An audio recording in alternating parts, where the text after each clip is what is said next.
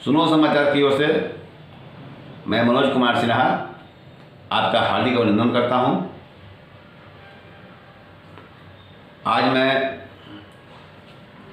सारण जिले के लहलापुर प्रखंड के दंदासपुर के बहुचर्चित मुखिया प्रत्याशी, भावी मुखिया प्रत्याशी राजीव रंजन मिश्र और पप्पू मिश्र से यह जानने आया हूं कि जो बाजार में क्षेत्र में इनके चुनाव लड़ने की चर्चा है वो सत्य है या असत्य है। यदि सत्य है तो आखिर चुनाव लड़ने के पीछे इनकी मंशा क्या है, इनका उद्देश्य क्या है और इनका लक्ष्य क्या रहेगा। तो आइए मैं इनसे आपको लक्ष्य से, इनके उद्देश्य से आपको रूबरू कराता हूँ।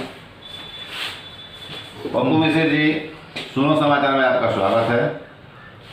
मैं जनता बाजार के लोकप्रिय चैनल सुनो समाचार के आप दोनों सदस्यों को हार्दिक दिल से अभिनंदन करता हूं। मैंने चुनाव लड़ने का निर्णय किया है। ये हमारी आम जनता की मांग थी कि आप चुनाव लड़ें और चुनाव लड़के कुछ अच्छा करें, और आप इस योग्य हैं या राजनीतिक परिदृश्य से आपकी पृष्ठभूमि इस तरह की बनती है कि आप चुनाव लड़ने के काबिल हैं, चुनाव लड़िए। इसलिए जनता के प्रेरणा से प्रेरित होकर मैं चुनाव लड़ने के लिए उत्सुक हुआ हूं और चुनाव लड़ने के लिए आया हूं। यदि आप चुनाव लड़ते हैं, किस चीज़ के चुनाव लड़ेंगे? मैं मुखिया का चुनाव लड़ूंगा। मुखिया का चुनाव लड़ेंगे। पिछली बार मैं पंचायत समिति के लिए अपने माता जी को खड़ा किया हुआ था और मेरी माता जी जो है 16 वोट से पीछे रह गई, तो मैं पिछली बार हार गया। वैसे मेरी पारिवारिक पृष्ठभूमि राजनीतिक ही रही है जी। माता जी मेरी 2001 की चुनाव में बीडीसी से जीती हुई सदस्य थी और 2006 तक उनका कार्यकाल रहा हुआ है। उस क्रम में हमने जनता की बहुत सारी सेवा की हैं और उसी क्रम में पुनः चुनाव लड़ा गया और उस क्रम में मैंने विजय हासिल की। जनता का भरपूर प्यार भी मुझे मिला।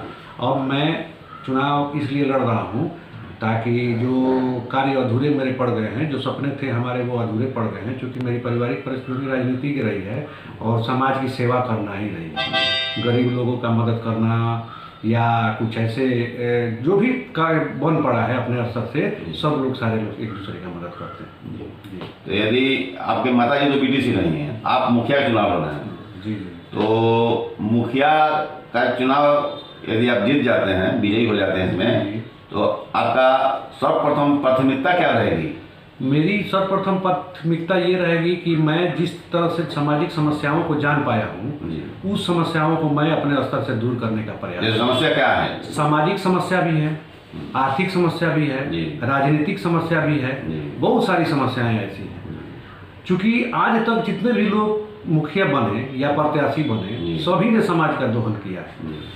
अपने वैयक्तिक फंड से किसी ने 1 रुपया भी समाज को प्रदान नहीं किया है, नहीं पंचायत को कोई चीज़ प्रदान की। लेकिन मैं चूंकि उस पृष्ठभूमि से आता हूँ, इस वजह से जिस तरह से बन पड़ता है मैंने लोगों की मदद की है। तो सामाजिक सुरक्षा में सामाजिक शोषण जो हो रहा है, तो उस संबंध में आपने क्या सोचा है और क्या आपने उसमें सुधार सोचा? सामाजिक शोषण का मतलब होता है सामाजिक विसंगतियों से लाभ उठाना जी। कहने का मतलब ये है कि मतदान करके ही लोग नेता बनते हैं। जिनको जनता चुनती है वो नेता बनते हैं।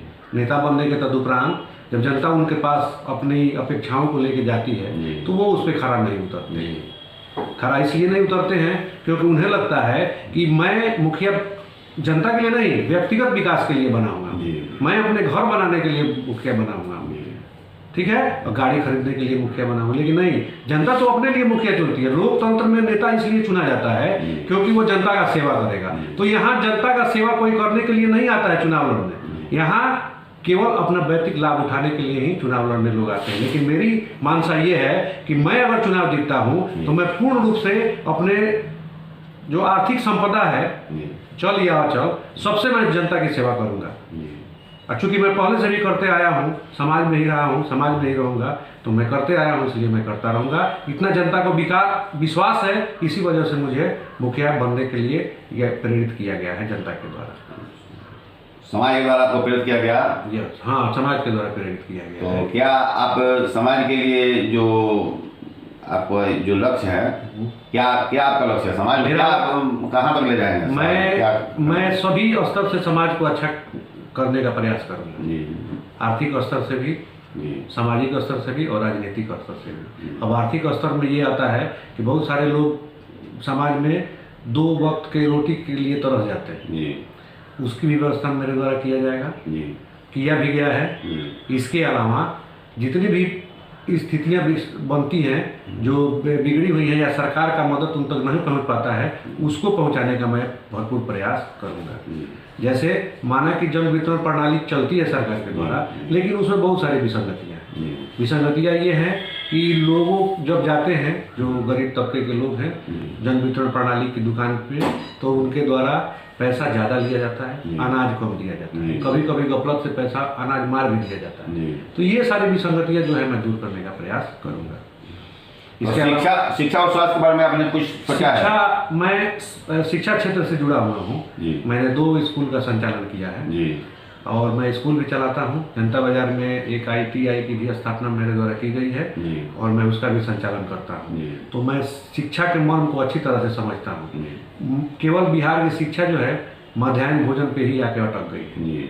उस व्यक्ति के बौद्धिकता में, बच्चों के बौद्धिकता में किस तरह का विकास होना चाहिए, इस बात को किसी के द्वारा नहीं सोचा जा रहा है। जब तक बौद्धिकता में विकास नहीं होगा तब तक समाज में किसी प्रकार का सुधार नहीं किया जा सकता है। तो उस बौद्धिकता के विकास नहीं होने का कारण शिक्षक लोग हैं, जो अपनी अकर्मण्यता के चलते बच्चों के बौद्धिकता के विकास में सहयोग नहीं दे पाते हैं। उसको मैं पूर्ण रूप से दूर करने का प्रयास करूँगा। स्वास्थ्य, जनता बाजार दंडासपुर पंचायत में ही हॉस्पिटल है, अस्पताल है, जितनी भी उसमें की गड़बड़ प्रक्रियाएं हैं उसको मैं दुरुस्त करने का प्रयास करूंगा और मेरे द्वारा स्वास्थ्य के लिए एक एम्बुलेंस की व्यवस्था की जाएगी जो कि मुफ्त में ग्राम पंचायत को सेवा देगी। तो ये रहे दंडासपुर पंचायत के चर्चित भावी मुखिया प्रत्याशी राजीव रंजन कुमार मिश्र उर्फ पप्पू मिश्र। इनकी क्या मंशा है, क्या लक्ष्य है और इन्होंने समाज के लिए क्या करने के लिए सोचा है, इनसे आपको मैंने रूबरू कराया। यदि मेरा चैनल सुनो समाचार आपको पसंद आए तो आप इसे सब्सक्राइब करें, लाइक करें और शेयर करना तो बिल्कुल मत भूलें। अधिक से अधिक शेयर करें। धन्यवाद।